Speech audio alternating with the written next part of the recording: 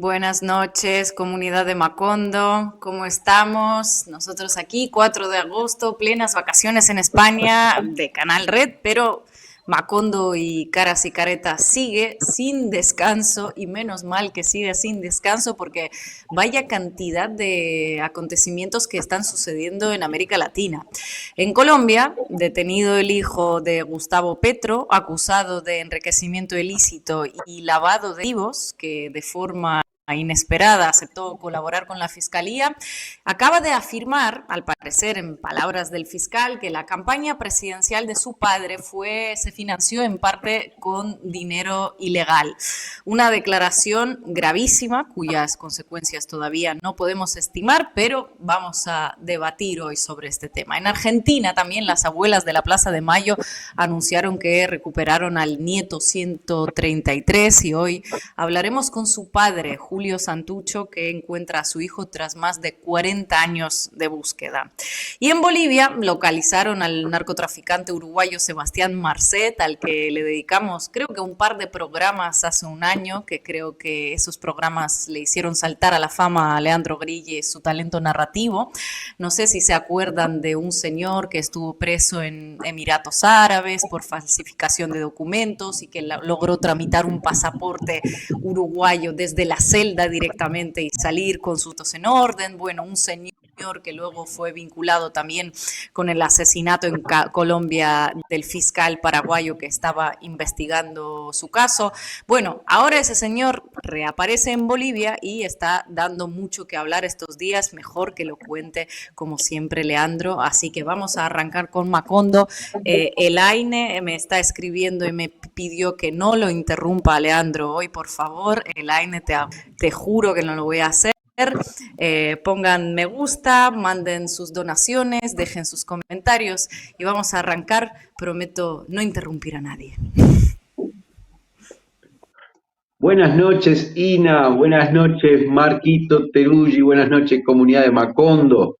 Nos encontramos de nuevo en Macondo y otra vez tenemos que analizar las novedades de este caso, que acá en Uruguay se llama caso Marcet, pero que ya estamos hablando del el Pablo Escobar que nos tocó por padrón, porque Marcet, que en algún momento fue considerado en una interpelación que se hizo al canciller uruguayo Francisco Bustillo y al ministro del Interior como un jugador de fútbol al que le habían entregado un pasaporte porque, pobre, el tipo estaba preso en Dubái porque había caído por un pasaporte falso paraguayo y, claro, no podía salir de la cárcel si no tenía un pasaporte legal. Entonces, el hombre, desde una cárcel en Dubái, en Emiratos Árabes, logró hacerse de un pasaporte a domicilio, si consideramos que el domicilio era la celda de la cárcel de Emiratos Árabes, que le fue tramitado en persona por una cónsul uruguaya, además una cónsul uruguaya no de Emiratos Árabes, sino de otro país de la zona, que viajó hasta la cárcel para tomarle las huellas dactilares, para hacerle la foto y para hacer la declaración que uno tiene que completar para tramitar un pasaporte. En esa declaración se tiene que incluir el domicilio. Y como la cónsul que fue hasta ahí le pareció que iba a ser un poco bochornoso incluir en la declaración jurada que el domicilio era una celda en Dubái, lo puso como domiciliado en un hotel 5 estrellas de Dubái, pero que no era lo mismo. La celda era la celda y el hotel era un hotel, y eso también está dentro de la justicia penal uruguaya como como una declaración jurada falsa, porque se debe consignar el domicilio donde efectivamente radica la persona que tramita ese pasaporte. Y ella puso hotel y no cárcel. Luego consiguió entonces que le tramitaran ese pasaporte que le permitió salir de la cárcel de Dubái y fugarse y desaparecer. Y se armó el escándalo que se armó en el Uruguay cuando se supo que un trámite express donde había intervenido la vicecanciller, el canciller, las autoridades de la Dirección de Identificación Civil, las autoridades del Ministerio del Interior, todo de manera expedita había logrado que le dieran un pasaporte nuevito y se lo llevaran a domicilio a la cárcel en Dubái y él se fugara. Creo que recuerdan todos esta situación. Pero bueno, Marcet desapareció, se profugó y se decía que estaba en Sudáfrica. Claramente la oposición en Uruguay y la población empezó a señalar al gobierno cómo le habían dado un trámite, un pasaporte falso, un pasaporte verdadero, digamos, que le permitía fugarse a un narco tan peligroso, buscado en Paraguay, de donde provenía y donde era el pasaporte falso, incluso por delitos de sangre, porque se lo acusaba de haber mandado asesinar al fiscal paraguayo que, recuerdan, había sido asesinado en Cartagena de Indias, en Colombia, por sicarios. Y cuando todo el mundo apuntaba al gobierno, Marcet mandó un video al Canal 4, uno de los canales más importantes de Uruguay, donde decía que el presidente no tenía nada que ver, que se estaban diciendo cualquier gansada, cualquier pavada, ¿no? Desde algún lugar del mundo mandó ese video. Y él había desaparecido, y el caso siguió siendo investigado en Uruguay al punto que fueron imputados, se encuentran en este momento imputados por el fiscal Alejandro Machado, por la Fiscalía Penal en el Uruguay, el ministro del Interior Luis Alberto Heber, el canciller Francisco Bustillo, el viceministro del Interior Guillermo Maciel, la ex vicecanciller Carolina H., que debió renunciar al cargo de vicecanciller por este caso, y como 10 personas más, entre ellos el dirigente del Club Nacional de Fútbol y abogado, que fue el que tramitó todo este documento para Marcet, Alejandro Balbi, una figura muy importante en el fútbol uruguayo y un abogado penalista muy pesado.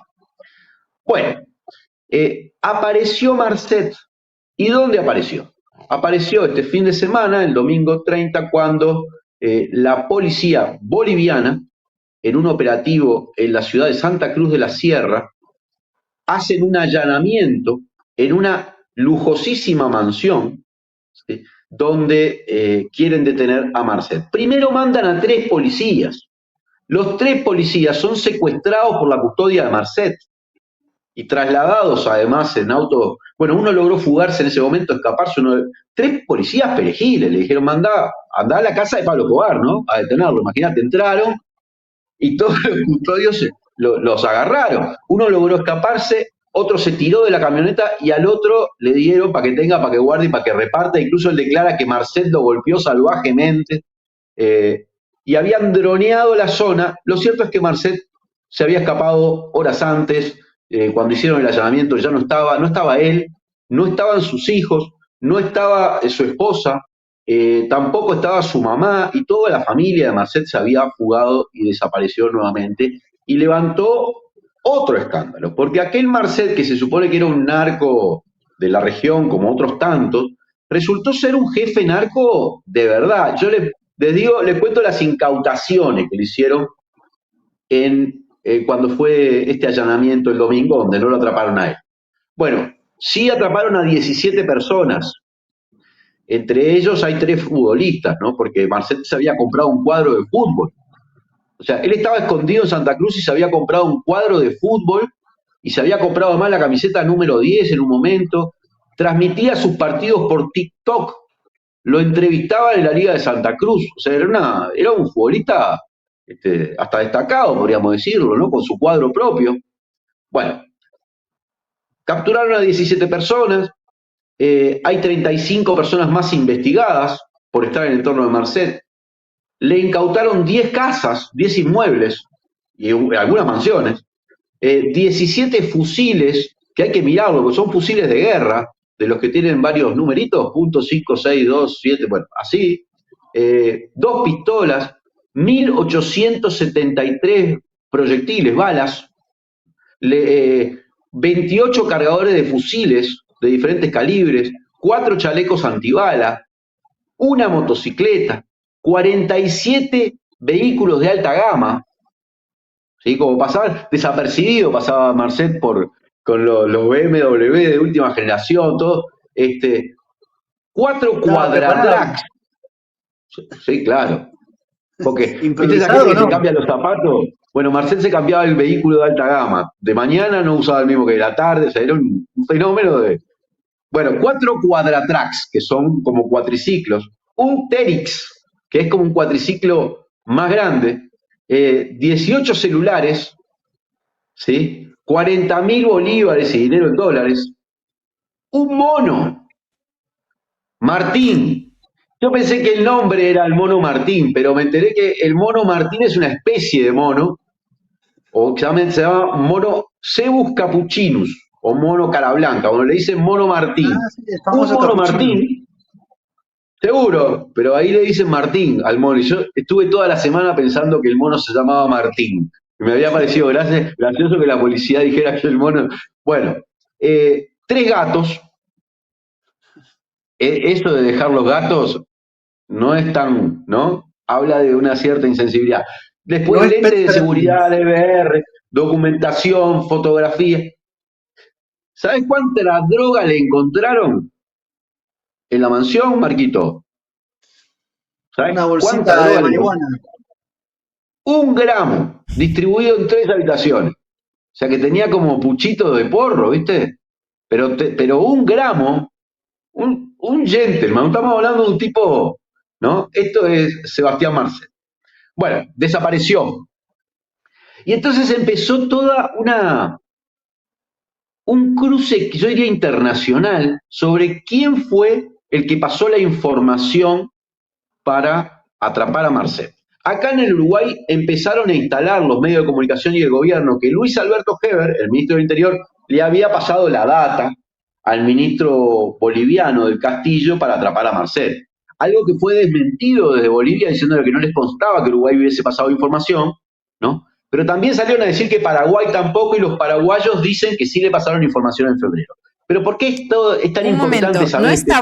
Sí, ¿no lo estaba buscando la Interpol por casualidad? sí, sí, claro. Y se pasa de futbolista en 48 casas y el mono Martín en Bolivia un año sin que nadie se dé cuenta.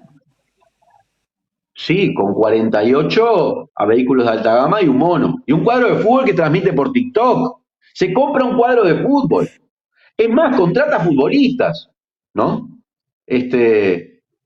No, ¿Quién no, no? ¿A quién no le gustaría comprarse un cuadro de fútbol? Es uruguayo, le gusta el fútbol, está en Bolivia, es un deporte en crecimiento, tiene un mono. y además acá los ministros decían que él era futbolista, pero pará porque te quiero contar cosas que son curiosísimas. El tema es que acá, el tema es quién le pasa la información a Bolivia. Porque Bolivia, porque acá dice Heber, el ministro del Interior, no, nosotros le pasamos, porque en una reunión que hubo de coso del Mercosur, le dijimos, che, tenemos un dato para ustedes, creemos que este loco está allá en Santa Cruz de la Sierra. Pero era raro la situación, porque en teoría Uruguay no lo buscaba, en el sentido de que acá no había cometido delitos. Pero además, porque como les contaba, el ministro Heber está imputado en el caso de Marcet. Entonces, suena raro, porque, a ver, al ministro Heber, desde el punto de vista penal, dado que él tiene que ir a declarar con abogado, ¿le conviene que caiga o que no caiga Marcet? Dado que está imputado en ese caso, ¿no? Está acusado de delitos por... Y en el caso de que vos sos una autoridad policial de Interpol o en Bolivia y tenés una data sobre Marcet, ¿se la pasás a Heber? Que está acusado de haberle dado pasaporte falso para que se jugara. Lo mismo sucede un poco en Paraguay, porque recordemos que el clan de Cartes, de Horacio Cartes, el expresidente, está hasta las manos con Marcet. Recuerden que desde Dubái las conversaciones como es, intervenidas de Marcet hablaban, díganle al Horacio que me tienen que, ¿no? Y que hay gente de su banda que era senadora, diputada, asesores de diputados. Bueno, el tío de Horacio Cartes fue detenido en el Uruguay manejando una avioneta donde traía marihuana de Marcet. ¿Sí?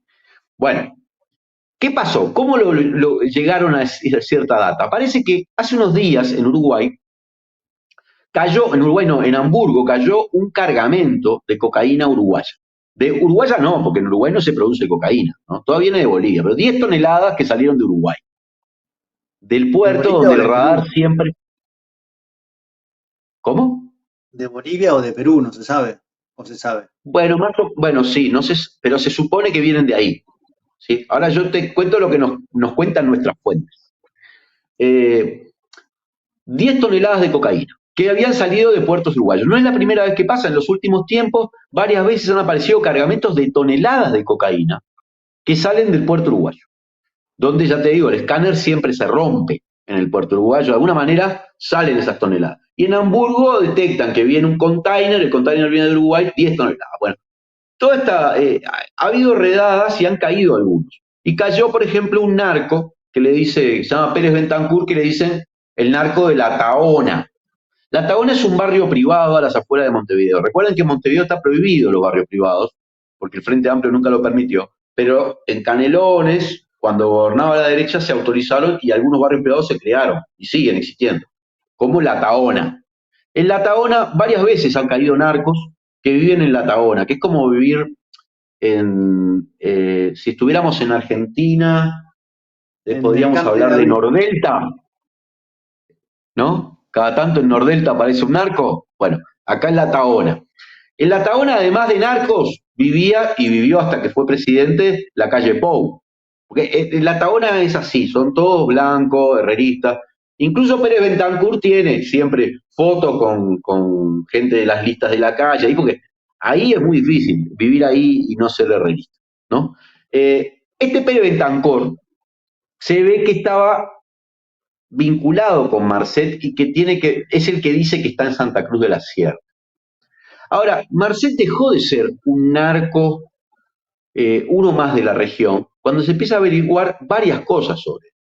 Algunas son las que averiguó Bolivia para perseguirlo y encontrarlo. Bueno, cuando Marcet se va en el 2021 de Paraguay con ese pasaporte falso, ¿sí? Paraguayo, él estaba relacionado con el clan Isfrán, que era un clan fundamental ahí, pero parece que ahora tiene el liderazgo de este cartel de drogas paraguayo, ¿sí? Y viaja a Grecia primero, luego al norte de África, de ahí a Dubái, que es donde cae por este pasaporte falso. Pero ya se sabe que él tiene contactos con la mafia serbia, con la albana, con una mafia que hay en Togo y otras que hay en el norte de África. Marcet se armó una especie de imperio intercontinental para trasladar. ¿Cuál es su negocio? Su negocio no es como los cárteles colombianos o ¿se acuerdan? Tipo Pablo Escobar, o sea, producir la droga y trasladarla. Su negocio es la gerencia. Es como el que hace los contactos logísticos. Claro, todo. Es el gerente oficioso de la hidrovía. La hidrovía es eso que conecta todos los ríos de América del Sur. Es el gerente B, ¿no? Porque hay una hidrovía A que por donde pasan los cargamentos que se suponen legales. Y el B es la que mueve Marcet. Entonces, él conecta las drogas, sobre todo la que se produce en Bolivia, aparentemente de un clan que se llama Lima Lobo, que tiene muchos años en Bolivia, ¿sí? Y drogas que se producen, ponele tal vez también en Perú, y él es el que logra trasladarla o los puertos de Uruguay, o puertos de Argentina, o puertos de Chile. No así de Brasil, porque aparentemente está en muy mala relación con el primer comando de la capital, el PCC, sí. Ahora, a mí hay algo que no me termina de cerrar en todo esto. O sea, algo nomás, una cosita. Un detalle. No, quiero decir, porque apareciera como que un individuo, que en este caso es Marcet, relativamente joven, tiene una suerte como de emporio casi del orden del Mercosur, salvo Brasil, lo cual no es menor, y no queda claro, digamos, sobre qué estructura está parado. Quiero decir, está bien que es más gerencista que un formato más clásico de un cártel, pero algo más evidentemente tiene que haber, o cuál es la razón para que él pueda ocupar esa posición de semejante poder. Y dejamos hacer un paréntesis para nuestra audiencia, sí, no argentina ni uruguaya. Recién dijiste que en el country vivían blancos. Blancos te referías al partido político y no al color de piel, porque a veces pues no se entiende. Y hace un rato me quedó cuando dijiste policías perejiles. Perejil es una persona de poca monta. Digo, hago una traducción como del rioplatense o del uruguayo al resto de nuestra audiencia hispanohablante. Solamente eso. Pero la pregunta es... Porque todos esos comentarios los iba a desarrollar un poquito, ¿sí? No estamos muy bien de tiempo, ¿eh? Hablando con un periodista, No estamos muy bien de tiempo. hablando con un periodista, me dijo, ¿y qué haces? ¿Qué haces? ¿Qué haces? ¿Qué haces? ¿Qué haces? ¿Qué haces? ¿Qué haces? ¿Qué haces? Está. que lo desarrolles, Vos pero cortame, vos no digas brevemente. lo que dice la gente. Cortame con eso. Hablando con algunos periodistas, entre ellos Carlitos Peláez, que mañana va a hablar en legítima defensa con esto y con nueva data, dice, ¿vos te das cuenta que dronearon la zona?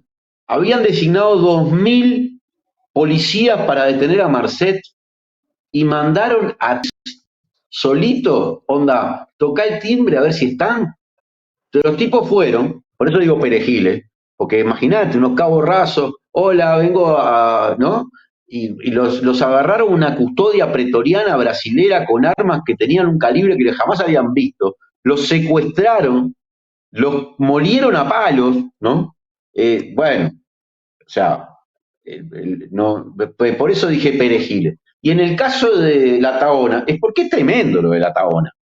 O sea, yo sé que en la Tahona vive gente que tiene guita como para vivir, pero no es la primera vez que aparecen gente vinculada con el narco que son como vecinos del presidente, ¿no? Eso hay que reconocerlo, porque es un barrio privado donde vive el presidente y bueno, pero gente yo así. solo hacía una traducción lingüística, ¿eh? Era Ah, para, sí, no pero era creo una que la pregunta, era una traducción estuvo traducción. bien, aunque conviene decirte, Marco, que son blancos en todos los sentidos, ¿no? No creas que vas a encontrar otra cosa. Bueno, Pasemos a la el, organización. Digo, porque y algo así más tiene termino que porque ver si no ahí. Ina se me pone nerviosa con los tiempos.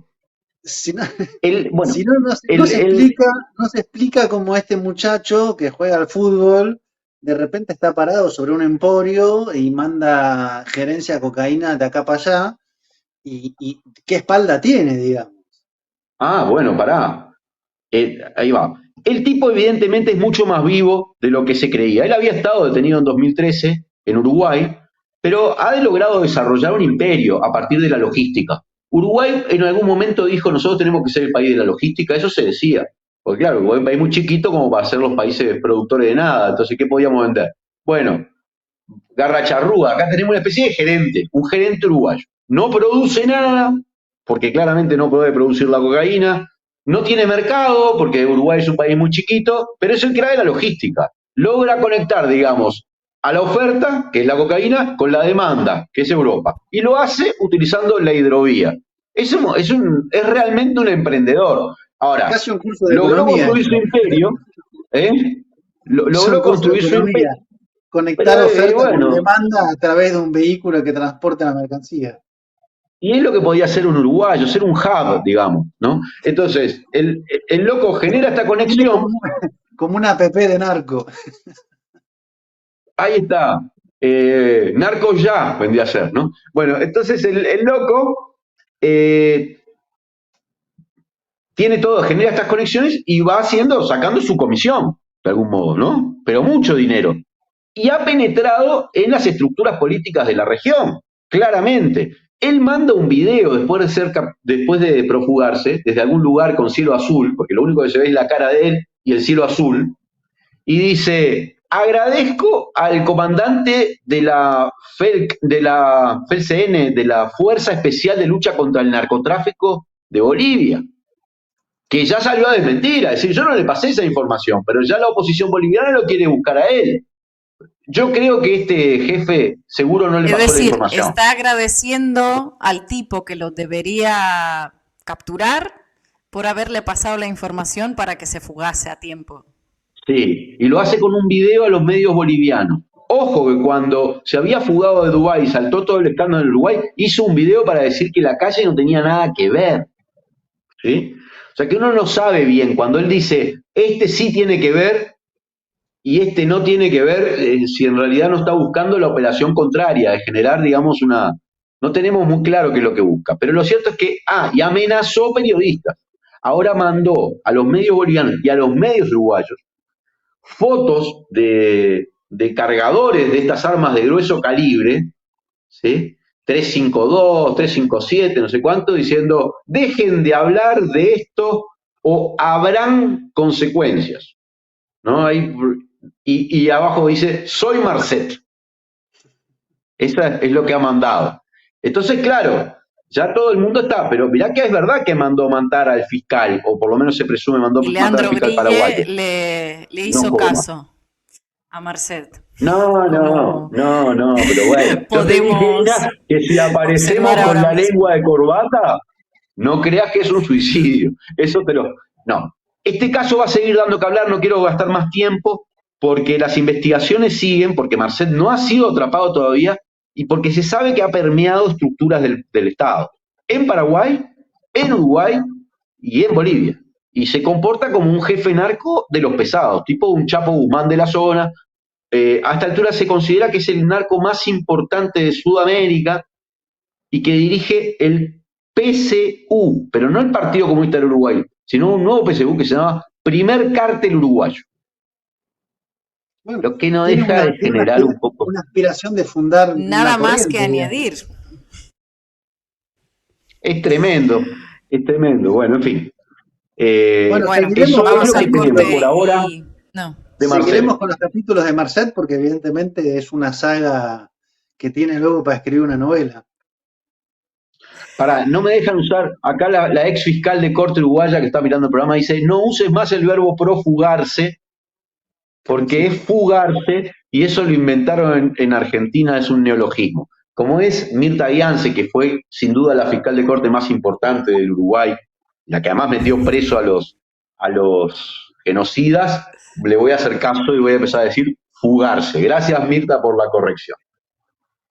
Gracias, Mirta. Y vamos al corte y seguimos con Argentina.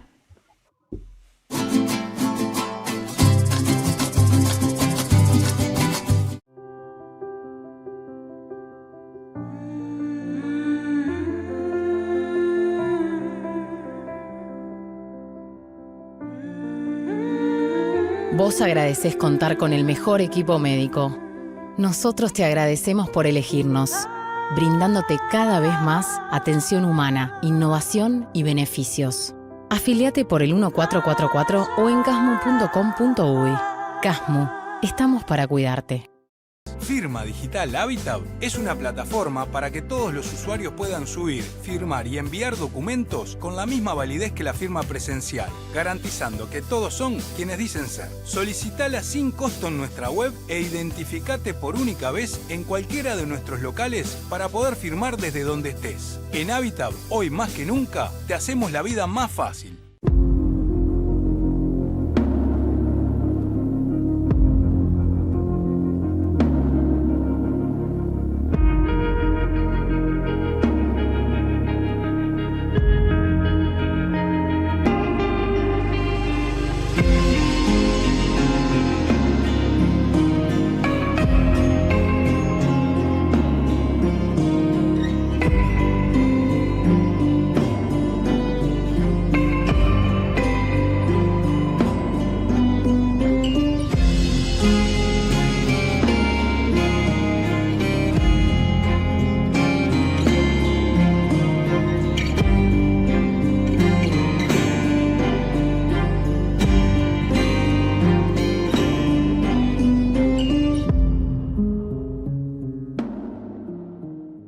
A veces estamos muy en la chiquita.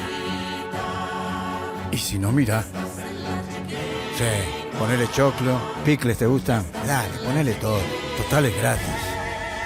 Estamos tan en la chiquita que barremos cualquier tipo de límite. ¡Epa! ¡Qué boquita! ¿Eh? Pero, aunque parezca que hasta los más chiquitos están en la chiquita, solo parece. Tomá. Pateala, campeón, porque los uruguayos somos grandes, de corazón. No estés en la chiquita. Pensá en macro. Cuanto más comprás, menos pagás. Macromercado es negocio. En lo que va del periodo, el recorte en la ANEP supera los 150 millones de dólares. Pueden y deben rendir más. Que no te recorten el futuro. FENAPES.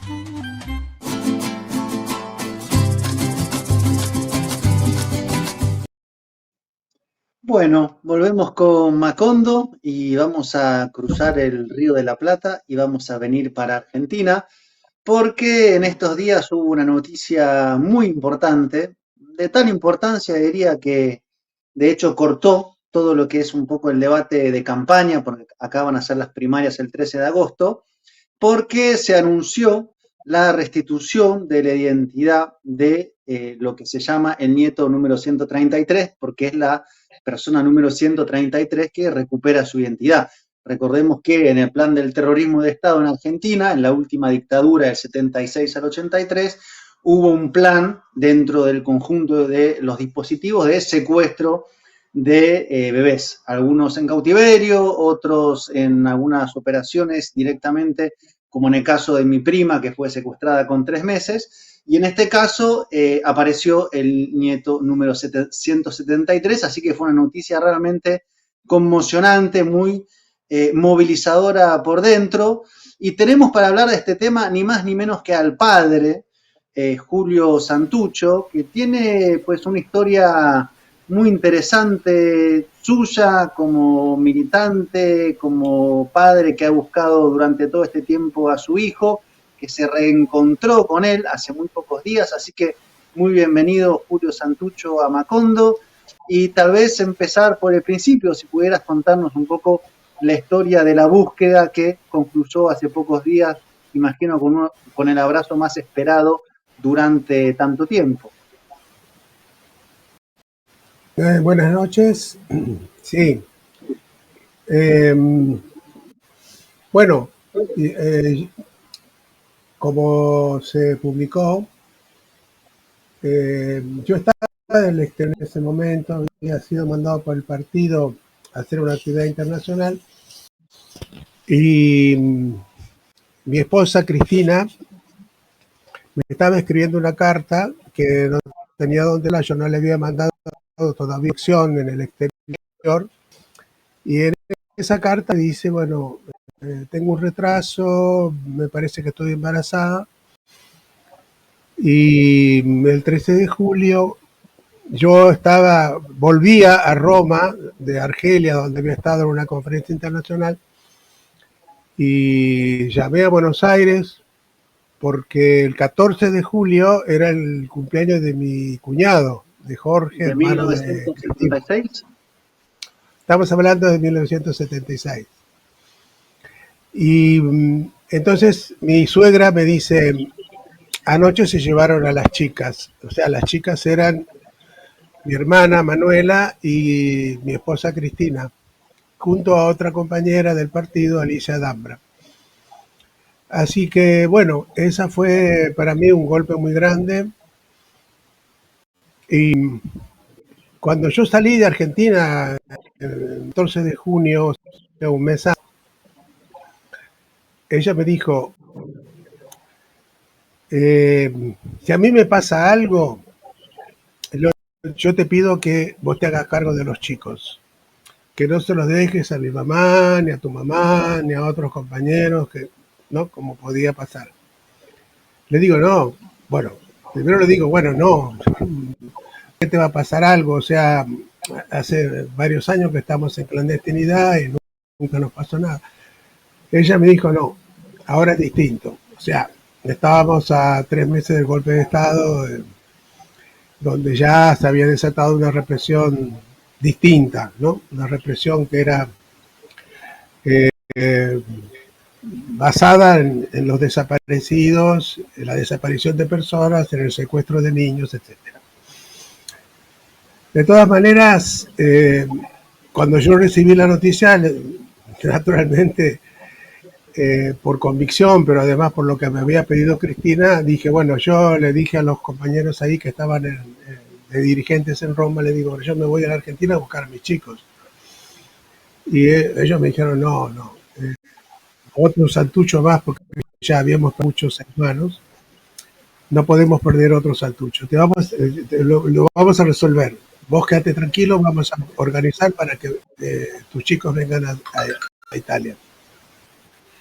Y así fue. Ellos mandaron a una compañera argentina, pero que vivía en Roma desde hace mucho tiempo, que no tenía antecedentes, Susana Fantino, y ella vino a la Argentina a buscar a los chicos. Le costó mucho, o sea, tuvo que tomar la confianza de mi suegra, demoró varios meses, pero finalmente logró que también Camilo, mi hijo más grande tenía 3 años y medio, pero al principio dudaba, o sea, no conocía a esta persona que venía a buscarlo, y bueno, le decía, no, pero tu papá quiere que quiero que vayas con él, que te está esperando. Entonces al final él dijo, sí, bueno, vamos. Así que se organizó, ¿no? Con documentación falsa, una aparente pareja, con otro compañero latino, armaron una familia de 4.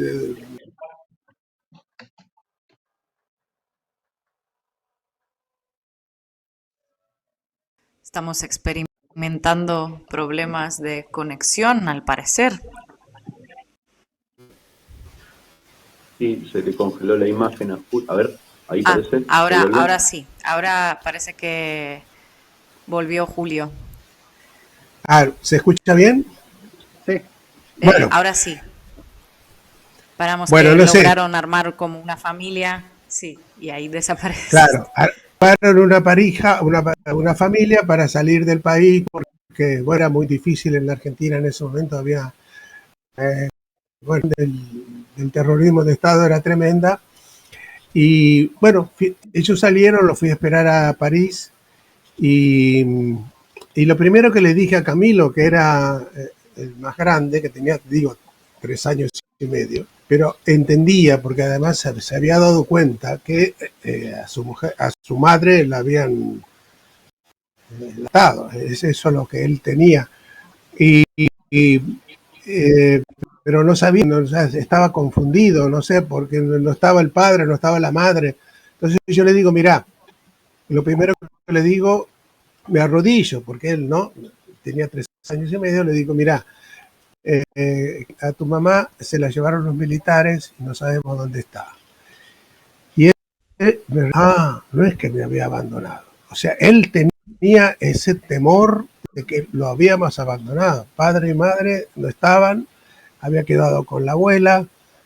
Y bueno, yo creo que para él fue un alivio, pienso que fue lo mejor que hice, decirle la verdad, ¿no? Desde el principio, para que no tuviera esos temores que él tenía, que lo habíamos abandonado. Entonces, ahí empecé a reconstruir la relación con ellos. Bueno, al principio nos fuimos a Cuba, porque donde estaban mis padres, estuvieron 2 o 3 meses y después los fui a buscar cuando tenía condiciones para llevarlos a Italia. Este fue el comienzo, digamos, de esta situación. Y como decía, Cristina en su carta me dice, tengo un retraso, pienso que estoy embarazada.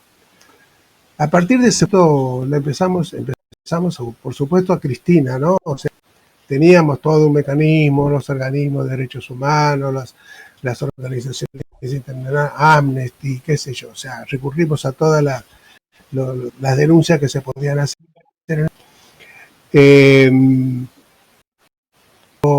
Bueno, no teníamos ningún resultado.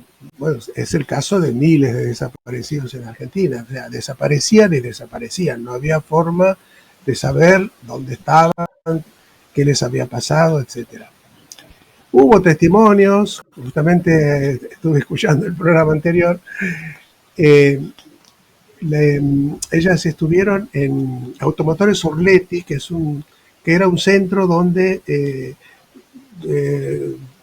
digamos, se manejaban con los operativos de la Operación Cóndor. Entonces había alrededor de 25 uruguayos que estaban viviendo en Argentina, que habían sido también detenidos.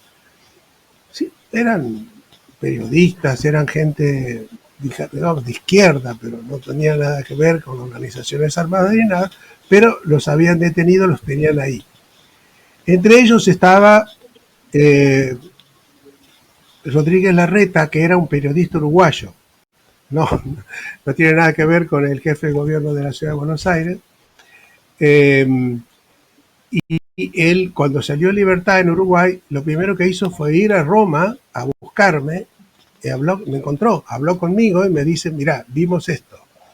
Ahí, en ese lugar, el 19 de julio, que es cuando, en la misma semana del secuestro de Cristina y de Manuela, mi hermana, hacen una fiesta negra, llaman a todos los presos a una sala grande que había, ponen un tanque australiano de agua y matan a mi hermano Carlos, que no tenía nada que ver con la guerrilla, que era peronista, que trabajaba, nada, simplemente era miembro de la familia. Y a través de él posiblemente llegaron a la casa de mis padres porque él había hecho el contrato de alquiler. Y entonces a esa casa que había sido de mis padres, departamento que estaba en la calle Warnes, y detienen bueno, repito, a Manuela, Cristina y otra compañera que se llamaba Alicia Dambra. Él me cuenta que el 19 de julio a mi hermana Manuela le hacen leer el diario donde salía la noticia de que habían asesinado a mi hermano Roberto Santucho, que era el jefe de la guerrilla, ¿no? Digamos así. Y lo matan a mi hermano Carlos delante de todos. Lo ahogan ahí, en ese tanque. Bueno, eso me cuenta Rodríguez Larreta y bueno, nosotros hacemos lo que hacíamos en esa época, pero era impenetrable el sistema de que tenían de clandestinidad, las operaciones que hacía el terrorismo de Estado en Argentina fueron tremendos, fueron increíbles, eso de tener miles de desaparecidos en campos de concentración, de torturar a las mujeres y a las que estaban embarazadas las conservaban para que tuvieran el hijo, después se los robaban. Eso es una cosa atroz que pasó en Argentina y pasó también con mi hijo. Entonces se lo robaron, un policía de la provincia de Buenos Aires se lo llevó y fue un caso difícil más que otros para resolver, porque en el sistema ese del Pozo de Banfield, que era el zona sur de Buenos Aires, había un médico policial que hacía partidas de nacimiento falsas. Entonces los niños que nacían les ponían el apellido de la persona a la cual se lo regalaban, ¿no? Digamos así. En este caso, este policía directamente le hizo una partida de nacimiento en otra provincia, le hizo una partida de nacimiento en Santiago del Estero, de donde él era originario. O sea, no sé, tenía amigos, familia, y no sé, pagaron un médico y partida falsa como que subieran a Santiago del Estero. Y digamos, cruelmente le pusieron como fecha de nacimiento 24 de marzo de 1977. Él había nacido un mes antes, más o menos, pero de todas maneras le pusieron esa fecha porque, qué sé yo, es otra crueldad, ¿no? De estos represores y apropiadores de niños. Entonces, pero para nosotros, para abuelas, para los organismos de derechos humanos, era imposible encontrarlo porque no había rastros. O sea, las partidas de nacimiento que hacía el médico policial se controlaron todas y se trató de averiguar quiénes eran las personas que figuraran ahí como padres, como familia de ese niño, y algunos se encontraron por esa vía. Pero el nuestro no se podía encontrar porque era una partida de nacimiento que no tenía nada que ver con el Pozo de Banfield, no tenía nada que ver con la provincia de Buenos Aires. Eso lo cuento porque después es la dificultad que tuvo mi hijo, este niño recuperado 133, porque él no tenía, o sea, una partida de nacimiento en Santiago del Estero, no tenía testigos, no tenía... Julio, entonces perdona tuvo que hacer un tiempo muy largo para recuperar su identidad. Decime. Es que justo eso te iba a preguntar sobre el hijo. Yo entiendo que su identidad está protegida, pero a lo mejor nos podrías contar un poco sobre él, porque empezó él también a buscar, ¿no? A buscar la identidad, a buscar quién era, porque sospechaba algo. No sé si nos puedes contar un poco sobre él también.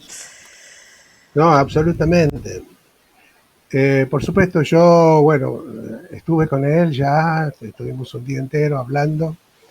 Y entonces me contó, él ya en 2019, o sea, esa familia ya parece que había, puede ser que no podían tener hijos, ya habían tenido una adopción con una mujer 20 años mayor que él. O sea,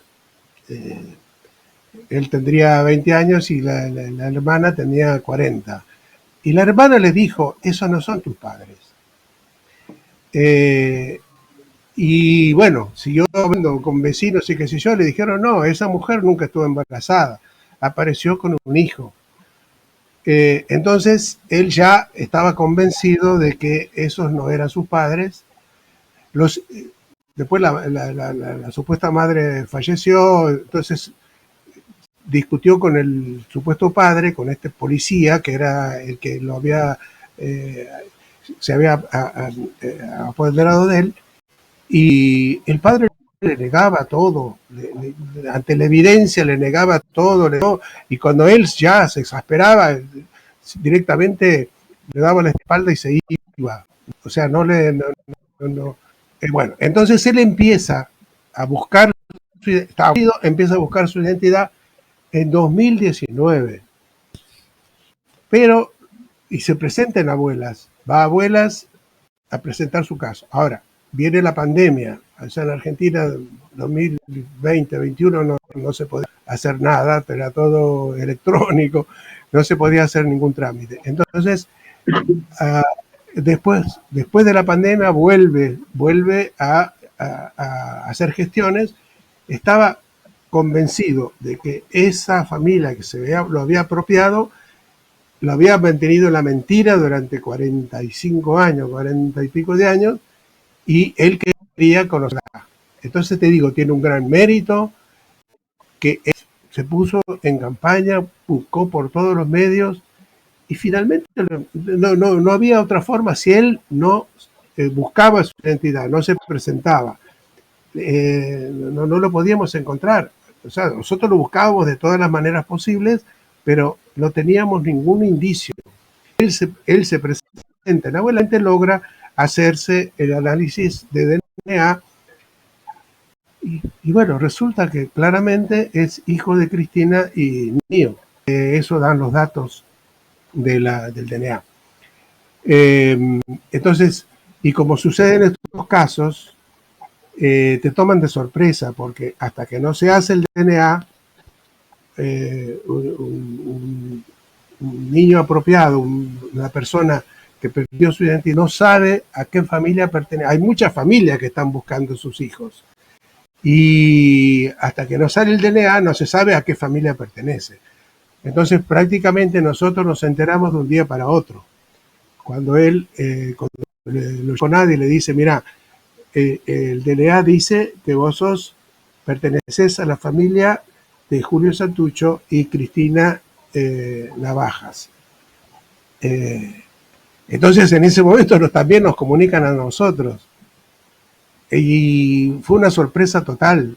Por eso digo, nosotros buscábamos por otras vías, por todas las que podíamos, pero no podíamos encontrar ningún indicio. Y eso fue una sorpresa total.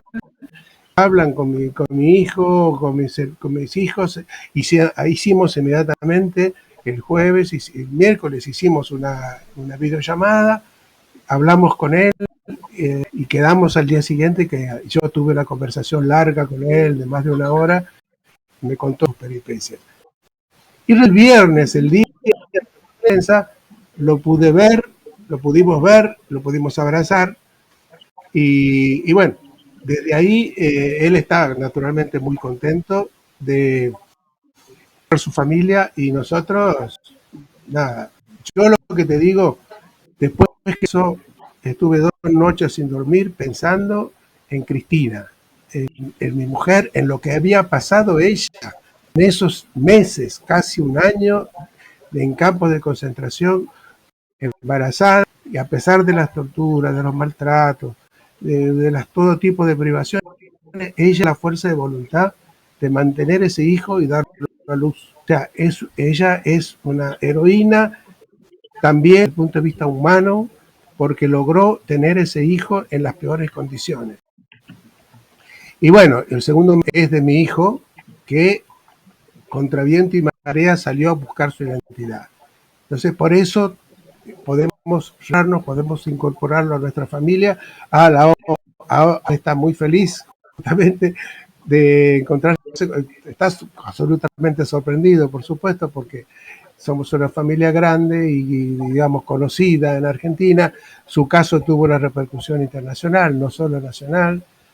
He recibido miles de mensajes por WhatsApp, por mail, de gente de todo el mundo que, bueno, los saluda, de toda América Latina, Uruguay, Chile, Brasil, México, Cuba, y de Europa, España, Suecia, Italia, qué sé yo. Entonces, claro, por supuesto que él, de no tener una familia, pasó a tener una familia muy grande y además con una repercusión, yo diría, internacional. Entonces, lógicamente que está muy sorprendido, pero muy feliz, muy contento, ¿no? Cuando yo le dije, bueno, mañana te llamo y hablamos, lo llamo por teléfono, le mando un mensaje, le digo, escúchame, Daniel, porque él se llama Daniel, se va a llamar así, Daniel Santucho, ¿te puedo llamar? Sí, pa, gracias. Entonces me dice, pa, ¿me entendés? A mí eso me desmoronó. Y bueno, y por supuesto tenemos una relación ahora permanente y tenemos mucho trabajo para hacer, porque te imaginas que él no sabía con lo que se encontró y bueno, lo tiene que asimilar, tenemos que darle tiempo, pero estamos trabajando en eso, con el cariño. Él se siente muy rodeado de cariño por mis hijos, por todo el mundo, y estamos en esa situación. A ver, tuvo repercusión internacional, ¿no? El caso más así sobresaliente es el alcalde de Roma, que sacó un comunicado, bueno, felicitamos, contento, agradeciendo que se haya recuperado este nieto 133. Él además ya tuvo relación con la abuela, se estuvo en Argentina, conoce el trabajo de abuela, y me llamó por teléfono y me dijo, bueno, estamos muy felices por este reencuentro con tu hijo y esperamos que vengas a Roma para que para recibirte aquí en la sede de la municipalidad. Así que bueno, y lo vamos a concretar, no sé, los próximos meses espero que podamos ir a ver, que él conozca a sus hermanos que viven en Roma, porque tengo 2 hijos que viven en Roma. Así que bueno, que se encuentre con sus... Ya, ¿no?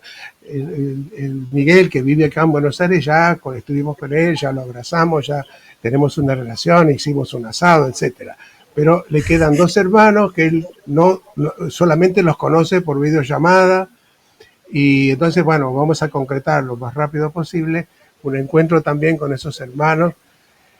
Él tiene una hermana que no es de la misma madre, ¿no? Porque yo después tuve otro matrimonio y tuve a Florencia, que nació en Italia en 1980, o sea, más chica, pero bueno, ella es la que más sentimiento demostró, o sea, se pasó llorando, ella se fue llorando que a todas las conversaciones. Así que estamos en eso. Estamos todavía en un proceso de reencuentro, de que él termine por la familia íntima. Y después, bueno, tenemos una familia muy grande, tenemos muchos... Mi papá tuvo 25 nietos. Entonces, de esos nietos nacieron otros, así que bueno, la mayoría está concentrada en Santiago del Estero. Tenemos que organizar un viaje, pero además lo primero son los hermanos, los 2 hermanos que viven en Roma, y bueno, eso trataremos de resolverlo lo mejor que se pueda. Te digo, bueno, nada, eso, es una alegría inmensa. Ustedes se imaginan Julio. lo que es encontrar un hijo que lo tuvimos perdido durante 46 años. Julio, una pregunta así como también para ir cerrando, porque nos estamos quedando ahora sin tiempo, pero bueno, tuve la oportunidad hace unos años, cuando apareció la nieta 129, Marcela Solsona, hija de Carlos Solsona, de entrevistar al padre, porque se dio esa situación que se da también contigo, que el padre está vivo, y bueno, me describió en un momento, los primeros momentos, porque lo resultó muy impactante, los primeros momentos en que tuvo contacto físico, ya no una conversación telefónica ni videollamada, sino ¿cómo viviste vos esos momentos en que te encontrás con un hijo que estuviste buscando durante más de 40 años? ¿Cómo fueron esos primeros instantes? ¿Me podés tratar de transmitir eso o transmitirnos a todos ese momento de reencuentro? Bueno, es un abrazo de más de 40 años, o sea, nada, yo te digo, no se puede transmitir con palabras, o sea, bueno, lo abracé, estuvimos 2 minutos abrazados y te digo, él dice, bueno, él me dijo al oído, bueno, finalmente te encontré, o sea, bueno, él hace 5 años que me estaba buscando, nosotros hace 5 años que lo estábamos buscando, pero finalmente te encontré, y bueno, no sé, te la imaginás, o sea, y qué sé yo tuve la suerte, él también tuvo la suerte de encontrar a su padre, porque en la mayoría de los casos se encuentran solo a las abuelas, ¿no?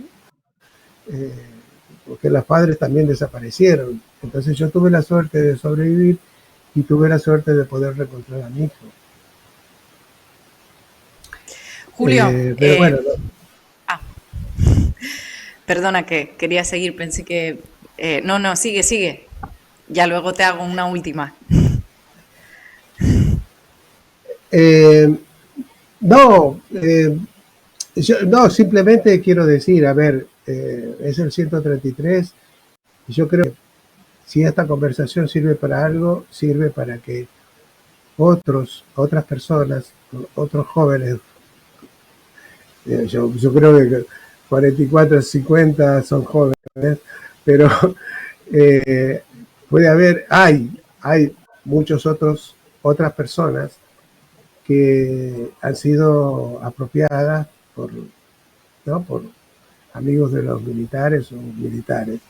Y si tienen algún indicio de que ellos han sido apropiados, lo importante de este caso sería de que tomen conciencia y busquen, o sea, si tienen indicios de que ellos no han sido apropiados, que no son, que están en una familia de la cual no provienen biológicamente, deben saber que su familia o sus abuelas o sus padres cuando viven los están buscando y que traten de buscar su identidad, que bueno, es cuestión de manejarse. Abuelas tienen un sistema, ¿no? CONADI tiene un sistema que te garantiza privacidad y vas y pedís información y finalmente te haces el análisis del DNA y ahí sale cuál es tu verdadera familia biológica. Entonces, tienen que saber que así como nosotros, hay muchas familias que están buscando a sus hijos apropiados y bueno, más allá de las relaciones particulares, de si quieren venir a la Argentina, hacer su vida donde la estén haciendo, porque también puede haber muchos hijos que están en el exterior. Lo importante es que recuperen su identidad y que le den esa satisfacción a la familia biológica de saber que su hijo vive y que puede tener contacto con ellos.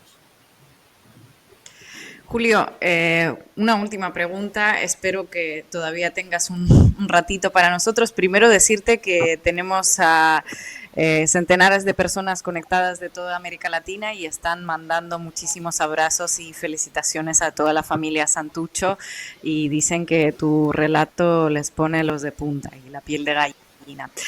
Yo te quería preguntar, bueno, estamos viendo, nos estás contando, ¿no? Lo que supone encontrar a un hijo casi 50 años después, conocer a tu hijo secuestrado hace más de 40 años, ¿no? Y los sentimientos y la emoción, el amor que eso produce. Pero, no sé, a mí lo que te quiero preguntar es, ¿qué sentimientos tienes hacia la gente que se hizo cargo de tu hijo y que ejerció, por así decirlo, como sus padres, ¿no? ¿Hay odio, hay rencor, no hay nada? ¿Qué se siente hacia esa gente que de algún modo participó en el secuestro de tu hijo, pero que a la vez fueron sus padres adoptivos? O no sé, corríjanme si esto no se puede describir de esta manera. ¿Qué se siente?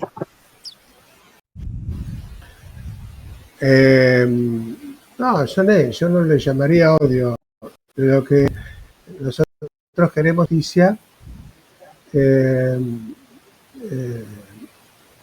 verdad y memoria. Y como decía Osvaldo Bayer, la ética siempre triunfa en la historia.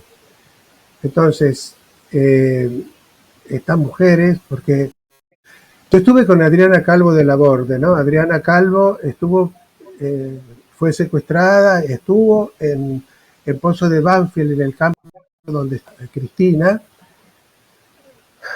y en su testimonio que dio en el juicio, y bueno, y también lo habla malmente, ella cuenta que estuvo en Pozo de Banfield el 15 de abril del 77.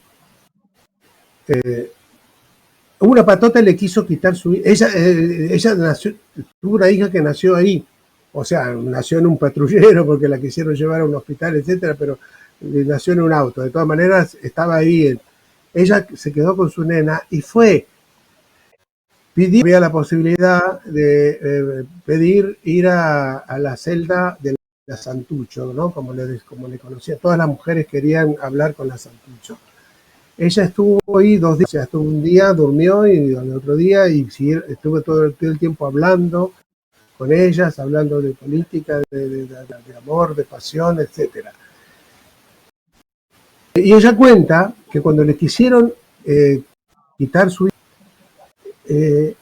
se armó, todas las mujeres que estaban ahí tenidas, secuestradas, armaron una muralla humana para impedir que esa patota se llevara a la hija de Calvo, que se llama Teresa Laborde. Y no pudieron, se tuvieron que ir, la patota la dejaron. Y Calvo salió con su hija. Teresa Laborde es amiga nuestra, estuvo en la conferencia de prensa, bueno, después fuimos a un asado. Ella, digamos, es increíble, eso es lo que hay que rescatar, ¿no? Por eso yo digo, yo estuve 2 noches sin dormir pensando en Cristina, todo lo que significó la fuerza de voluntad que pudo tener a esa hija, a ese hijo. Pero además, estaba con su nena de una semana en brazos cuando estuvo con Cristina en la celda. Y Cristina no le dijo que ella había tenido un hijo y que se lo habían robado. Adriana primero no entendía, después lo dije en el juicio. Ella no me dijo porque no quería preocuparme de que me pudieran quitar hija. O sea, en esa situación extrema todavía pensaba en los demás, pensaba en ella, pensaba en Adriana, en no crearle una preocupación por el destino de su hija. Entonces te digo, esa nobleza, esa generosidad, esa valentía, que fue de Cristina, pero que fue de los 30.000 desaparecidos, yo creo, esa generación dio para los demás, dio su vida. Entonces, eso es lo que va a rescatar la historia. Y bueno, los apropiadores, este es un policía de la provincia de Buenos Aires, ¿no? Que lo robó porque le hizo un apartamento falso en otro lugar, o sea, forma parte de los genocidas que tuvimos en este país, que esos también van a quedar marcados, pero van a quedar marcados como, no sé, como Hitler, como los grandes criminales de la humanidad. Entonces, no tengo odio, ya está, pobre tipo, ¿entendés? Son esa gente que no se entiende por qué tuvieron tanta crueldad, tanta... hicieron cosas inimaginables que no tienen ninguna referencia en la humanidad. Yo creo que ni siquiera el nazismo hizo eso. Entonces, bueno, ya está. O sea, esos ya están condenados por la historia. A mí no tengo compasión, no tengo odio. Julio, muchísimas gracias. Me quedo con esta frase última, están condenados por la historia. Me quedo con todo lo que contaste, la verdad que estoy como conmovido, diría, porque conocía la historia, bueno, soy amigo de Mario, que es tu sobrino, en mi caso tengo a mi prima desaparecida y bueno, la verdad que escucharlo ha sido muy conmovedor, muy profundo. Así que te agradezco muchísimo el tiempo, haber contado, haber estado con nosotros, haber hablado para muchos países de América Latina, para seguir construyendo esta memoria y la verdad que una felicidad inmensa creo que de todo el equipo, de toda la gente que está conectada por ese abrazo tan maravilloso, así que bueno, muchas gracias por haber estado acá con nosotros. Bueno, gracias a ustedes por la invitación y te digo, espero que esto sirva a lo mejor para que algunos de estos niños robados tomen fuerza y busquen su identidad. Un abrazo muy grande. Gracias, Julio. Un abrazo muy Muchas fuerte. gracias. Gracias, Julio. Bueno, y nos queda un último podemos tema. hacer una pequeña introducción porque la verdad que en vista de lo que ha estado pasando, seguramente lo vayamos a abordar de nuevo, ¿no? Estamos hablando del tema de Colombia. Y cuando preparamos el programa, en realidad no había ocurrido lo que ocurrió en estas últimas horas de la tarde, así que si les parece, no sé quién quiere empezar y hacer como un pantallazo de lo que está en pleno desarrollo. Parece que es turno de Leandro. Bueno, a mí siempre me toca las introducciones y después me acusan de larguero. Bueno, nos metemos en Colombia. En Colombia pasan muchas cosas todo el tiempo, pero en este caso estamos ante una situación muy particular. Ustedes recuerdan que hace un tiempito ya había habido, a partir de las filtraciones de Benedetti con la secretaria en ese momento de la presidencia, bueno, todo un escándalo vinculado con el posible financiamiento de la campaña de Gustavo Petro, en algunas regiones por lo menos, con fondos que provinieran del narco. Ustedes podrán decir, bueno, pero esto en Colombia no tiene nada en particular, porque la verdad que hace mucho tiempo que la narcopolítica está metida en Colombia, y si hablamos del uribismo, están imputados ellos mismos de ser narcos, ¿no? Pero cuando se apunta a Gustavo Petro, y sobre todo desde los medios de la derecha, lo apuntan porque justamente siempre la izquierda, y en particular, bueno, Petro, y lo que es Colombia Humana, ha denunciado eso. Entonces, si logran vincularlo con capitales de los narcos, le hacen un daño político importante. Ahora bien, hay uno de los hijos de Gustavo Petro, Nicolás Petro, que además fue candidato a diputado en su región, que está siendo investigado ya hace un tiempo por el delito de lavado de activos y enriquecimiento ilícito. Y en los últimos días ha sido detenido Nicolás Petro. La primera reacción del presidente fue, ya cuando había comenzado toda la investigación, es que se investigue, que la fiscalía, que la justicia colombiana tenga todas las garantías para investigar incluso a su hijo. Y cuando fue detenido, el pronunciamiento oficial de Gustavo Petro fue que esto le sirva a Nicolás, porque dice, naturalmente es muy doloroso como familia, pero que esto le sirva a él para analizar sus propios errores. O sea, no fue decir Nicolás es inocente. No. Gustavo Petro dijo que se investigue, Si es culpable, que pague y que le sirva para analizar sus propios errores. Lo que sugiere que Gustavo Petro realmente o tiene la sensación o cree que efectivamente Nicolás estuvo en cosas turbias. Ahora bien, ni bien hizo estas declaraciones, Nicolás Petro se ofrece, tiene una pareja nueva, los que están detenidos son él y su ex mujer, pero su pareja nueva que está embarazada dijo, bueno, yo por el futuro del hijo que está por venir, quiero acogerme a la figura del colaborador y y declarar en fiscalía dentro de esa figura, que obliga a que vos entregues información a cambio que después tener un proceso donde se te reduzcan las cargas penales, ¿sí? Y entre las informaciones que vienen de las últimas horas, por lo menos lo que declara la Fiscalía de lo que declaró Nicolás apunta a que la campaña de Petro tuvo financiamiento ilegal de este tipo de fondos, del narcotráfico. Esto, naturalmente, va a derivar ya es un escándalo político en Colombia, pero se da simultáneamente con el proceso que es muy importante en Colombia para la designación de la Fiscalía de Corte, la Fiscalía General, porque el actual fiscal general vence en febrero del año que viene. Y el Congreso tiene la obligación de elegir de una terna que propone el presidente. Y esa terna es muy importante porque en última instancia es el que va después de dirigir la Fiscalía, que es el que dirige la investigación judicial de las causas penales. Y el uribismo, el Centro Democrático, está muy preocupado porque los nombres que suenan, o sea, que presenta la terna, son nombres de personas que han investigado justamente la parapolítica, a los paramilitares, al narcotráfico, a la narcopolítica, o sea, personas que han investigado en buena medida el uribismo. Entonces, esta causa que tiene como centro al hijo de Nicolás Petro y el eventual financiamiento de campaña, o de una parte de la campaña de Gustavo Petro, seguramente ya hizo que el Centro Democrático pidiera a la Procuraduría General que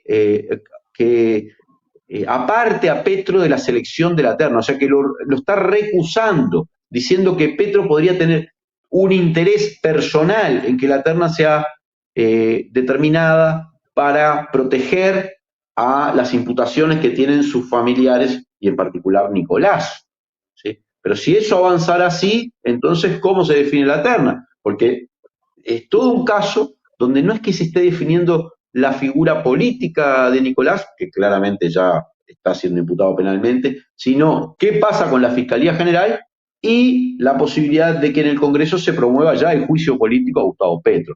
Estamos en una situación en Colombia, Marco o Ina me parece que pueden abundar en esto, pero creo que queda como introducción, porque seguramente la semana que viene tengamos que tratarlo, muy grave desde el punto de vista de la estabilidad política y donde la derecha en particular tiene ahora armas muy fuertes para intentar desestabilizar o derrotar directamente al gobierno de Gustavo Petro.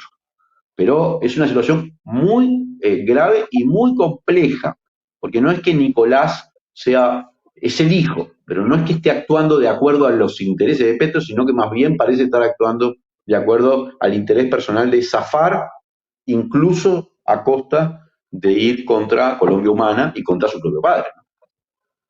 Sí, aquí un apunte que al principio de la diligencia creo que hay incluso las transcripciones online en vivo. Al principio se declara inocente de todos los cargos y luego pasa algo, pasan literalmente un par de horas cuando dice que decide colaborar con la justicia y fue bastante inesperado, nadie se lo veía venir al parecer, pero luego Daniel Coronel, el periodista de la revista Cambio y que también colabora con V Radio Colombia, informó que lo hizo por una razón que le hicieron saber una serie de pruebas muy recientes que demostrarían que siguió desarrollando esas supuestas actividades ilícitas en mayo, en junio de este año, ya después de que lo empezara a acusar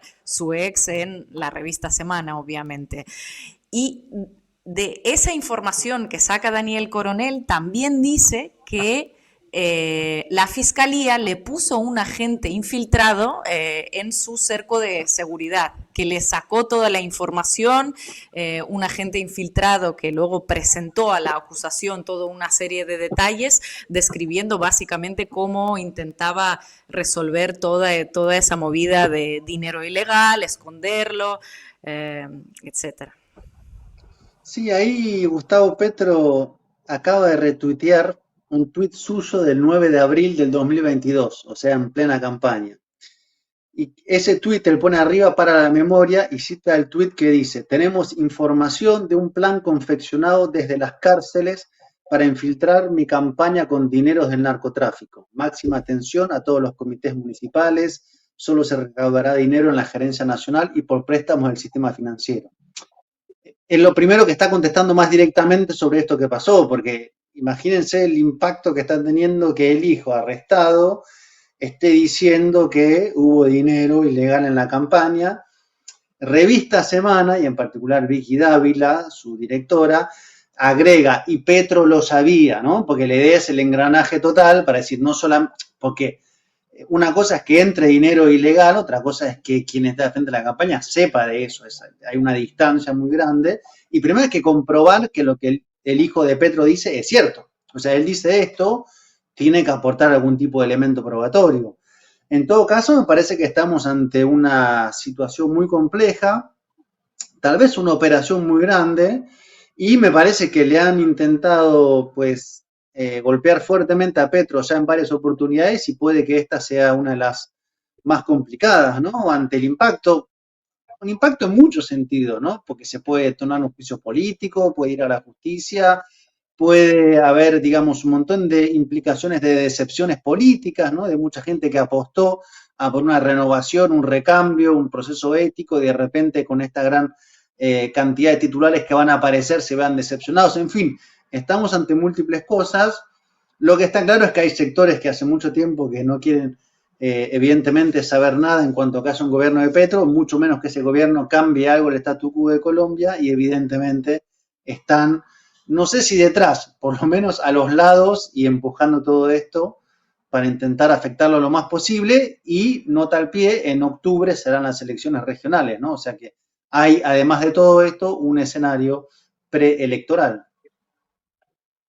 A mí lo que me gustaría destacar dentro de todo esto, dentro de ese panorama turbio que se plantea, es la reacción de Petro, porque me parece de una dignidad humana tremenda, que es un presidente que dice que va a facilitar la investigación, que está dolido como padre, y me parece una muestra de respeto a las instituciones que a lo mejor para Colombia hasta podríamos decir que es bastante inédita, ¿no? Porque Álvaro Uribe tenía familiares vinculado, un primo con paramilitares incluso, que casi que amenazó al jefe de la Corte Suprema que lo estaba investigando, lo llamó, le abrieron un caso por mentir supuestamente, otros familiares acusados también de enriquecimiento, de lavado de dinero, metidos en algún tipo de chanchullos que nunca se investigaron. Entonces, me parece que hay como una diferencia clarísima de trato que habría que, bueno, tener en cuenta, ¿no? Más allá de las consecuencias que va a tener eso, que aquí ya ni me atrevo a pronosticar nada. Pero por lo que estamos viendo en los últimos meses no tiene buena pinta. Porque empezó con Benedetti, sigue, y esto ya Benedetti es como el colmo. Ya Benedetti había planteado en un audio, lo dejó caer, sí. Después dijo que estaba borracho en su audio porque dejó caer una caterva de cosas, que había unos dineros mal habidos. Entonces, evidentemente, hay ahí un encadenamiento. Bueno, ¿qué ibas a decir, Leandro? Que hay varias, quiero señalar una cosita en el sentido de lo que está diciendo Ina. En América Latina, que detengan al hijo de un presidente es raro. Y es raro, aunque haya cometido cualquier delito, ¿no? No, en América Latina no, en América. Observemos lo que pasa en Estados Unidos con el hijo de Biden, ¿no? Es muy raro. Yo no recuerdo casos como este, salvo el caso de Sebastián Dávalos, hijo de Michelle Bachelet, que fue acusado de haber recibido un préstamo irregular de $10 millones de, 2 días después de que Bachelet hubiera sido electa, lo cual le costó a él el cargo, porque él tenía un cargo político y fue un escándalo importantísimo. Pero que promovió la revista ¿Qué pasa en Chile? Pero no importa, pero que después de varios años terminó con el sobreseimiento de Dávalos porque se demostró que finalmente no tenía las conexiones que se supone que tenía, ¿no? Pero fue un caso que le hizo muchísimo daño a Michelle Bachelet en su segunda presidencia, ¿no? Yo no recuerdo un caso, de todos modos, este caso de Nicolás Petro, y hay que mirarlo en Colombia, no en Chile, coincido con ustedes de que va a tener un impacto enorme, pero la actitud de Gustavo Petro, de incluso pedirle a la Fiscalía que nombrara un fiscal ad hoc, o sea, de que sea completamente independiente del gobierno y que vayan a fondo, incluso aunque él vaya preso y tenga que reconocer o analizar sus propios errores, bueno, no había sucedido tampoco de parte de una autoridad política en América Latina, ¿no? No es común, y me parece que, bueno, sí, lo dignifica, porque de algún modo Petro está diciendo, si la corrupción llegó a mi familia y a mi hijo, bueno, me duele en el alma, pero no lo voy a tolerar tampoco, o sea, que se investigue. Entonces, vamos a ver cómo avanza, pero eso también puede ser leído por la sociedad colombiana, no solo leer que el hijo está siendo investigado, sino cuál ha sido la actitud del padre, porque es raro esto en América Latina. De todos modos, no podemos Ahí estoy desconocer que estamos en una leyendo situación algunos gravísima. comentarios. Nuestros seguidores que están diciendo que un padre no es responsable de lo que está haciendo su hijo. Algunos están mencionando al hijo de Biden. A mí me parece que aquí hay una diferencia tremenda, por más que no nos guste aceptarlo. Se trata de su campaña presidencial, se trata de la campaña presidencial de Petro. Si de Petro lo agarran enriqueciéndose a raíz de algo que no tiene que ver con su campaña presidencial, bueno, podríamos decir, pero aquí está, la cuestión es esa, de la que empezó hablando efectivamente el propio Benedetti, ya en ese momento sonó muy grave. Ojo también a todo el despliegue mediático en torno a todo lo que está pasando en los últimos meses, con la colaboración activa, muy activa de la revista Semana y otros medios colombianos, pero bueno, a mí me parece que hay una diferencia sustancial entre decir qué pasa con el hijo de Biden y con este caso en concreto. Sí, Ina, solo un comentario, estoy de acuerdo contigo. Ahora, si atás el tuit de febrero, de febrero del año pasado, Marco, Abril. y algunas cosas que se están viendo, abril del año pasado, algunas cosas que se están viendo, no sería de extrañar, es todo como muy conjetural, ¿no? Que Nicolás Petro, que claramente estaba en alguna actividad de enriquecimiento, por lo menos eso lo sugiere hasta su propia familia, ¿sí? Si uno detecta ese eslabón y le quiere meter plata del narco a la campaña para infiltrarla, para después, ojo, se puede haber hecho una estratagema para perjudicar directamente. No sería tan extraordinario, parece como muy rebuscado, pero no sería tan extraordinario, porque ¿cuáles son las pruebas que le presentaron a Petro, a Nicolás Petro, en ese rato donde él cambió su versión para que él empezara a hacer esta declaración como colaborador? Nada, me da la sensación que esto es un armado, pero es un armado bien hecho, pero es un armado, porque Petro sabía desde el principio del proyecto Colombia Humana, que lo iban a buscar por la financiamiento. Esto no es novedoso, lo hicieron en Ecuador, lo hicieron en Brasil, acuerden, decían que a Brasil lo financiaban la FARC y el narco, lo dijeron en Ecuador sobre Rafael Correa, lo han dicho en todas las campañas. Tratan de homologar el narco a la izquierda, hablan de narco bolivarianismo, narco chavismo, narco dictadura. Es como en Colombia, además era como de cajón que iban a apuntar por ahí. Entonces me parecería hasta una imprudencia si hubiese querido un financiamiento de eso. Por eso me suena un gran armado, pero yo lo que sí insisto es que es un armado que va a tener consecuencias políticas y que puede desestabilizar el gobierno de Petro. Hay que seguir analizando este tema, ¿no? Pero sin duda Petro se enfrenta ahora a la amenaza más grande desde el punto de vista político y de reputación que ha tenido hasta ahora, ¿no? Si les parece, Sí, lo dejamos parecía que acá el terremoto... Sí. y lo Sigue, charlamos el jueves Marco. que viene con alguna persona desde allá y lo profundizamos bien porque a mi modo de ver el gobierno colombiano es uno de los experimentos más interesantes de este ciclo político y lo que ocurre ahí es bastante determinante, ¿no? Así que bueno, con toda la atención de lo que vaya pasando, mucha lectura de titulares, de declaraciones, de fuentes.